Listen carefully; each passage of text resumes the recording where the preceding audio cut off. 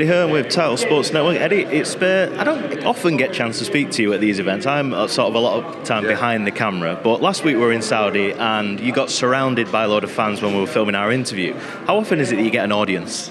Well, all the time. I mean, they were Fury fans, really, so I was getting a little bit of stick, but it's part and parcel, I want people to enjoy the event.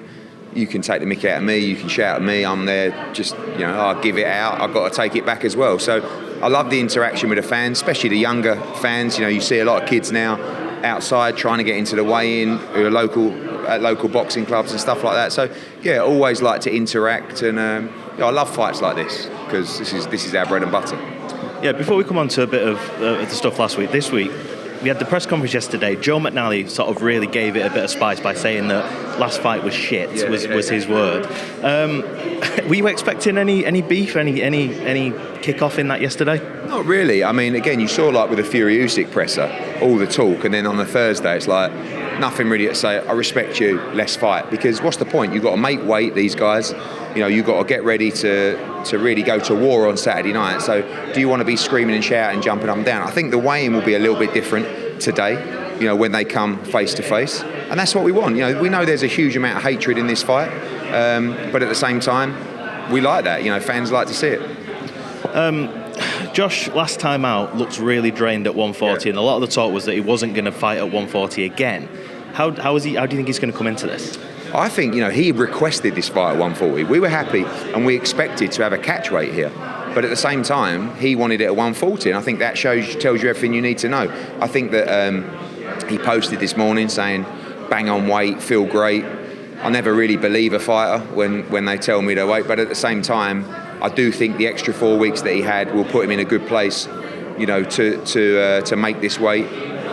A lot of fighters look tighter on the scales because, of course, they are. They've really dehydrated for the last few days to make the weight, but I'm sure he's done it safely, and I don't think the weight will be a determining factor in this fight.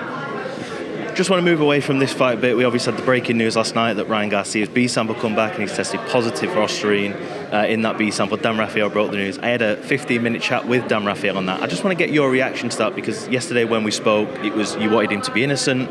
Obviously that's come back now and it is positive. Yeah, I mean, it's pretty black and white, to be honest with you. Like, he failed a drugs test, A and B sample, so we know that he had performance-enhancing drugs in his system when he entered the ring, because it was before and after. And, you can't really just put out a tweet saying, yeah, it's all right, because someone I know tested my hair and it's fine. Like, you have to go through the process with the New York State Athletic Commission, and I hope he is innocent. And I hope he can prove that. But I feel for Devin Haney, because now it's confirmed that when Ryan was in the ring, he had performance-enhancing drugs in his system. Couple that up with a 3.5 pound plus whatever he was on fight night, Devin was always right up against it. And Ryan's got to go through the process, as everybody has, and hopefully he can prove his innocence.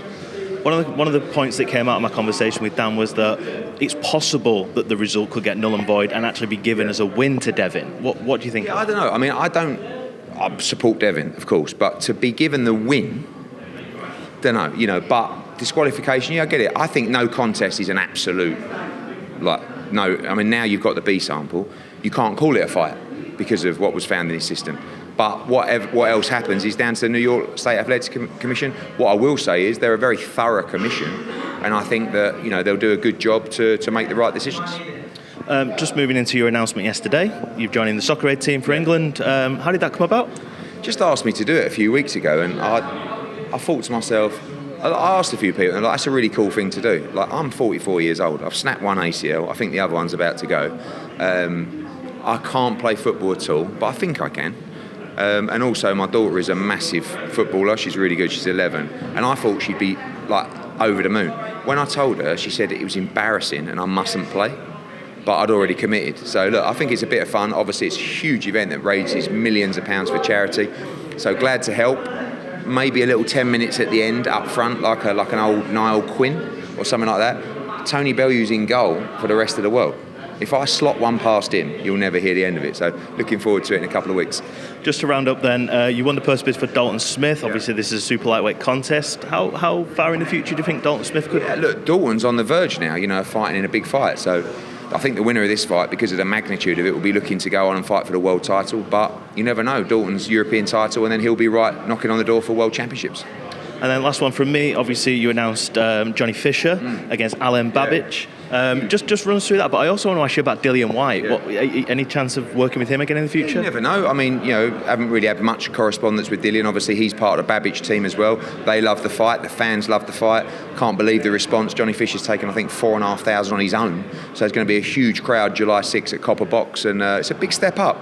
It's going to be a very, very frantic fight. It's going to be a shootout, 4 rounds or less, I think. Obviously, I back Johnny Fisher, but fair play to him. He's taking a real fight for the fans, and a huge night out for the Romford Bull Army. Eddie Hearn, thank you for speaking to South Sports Network. Thank you.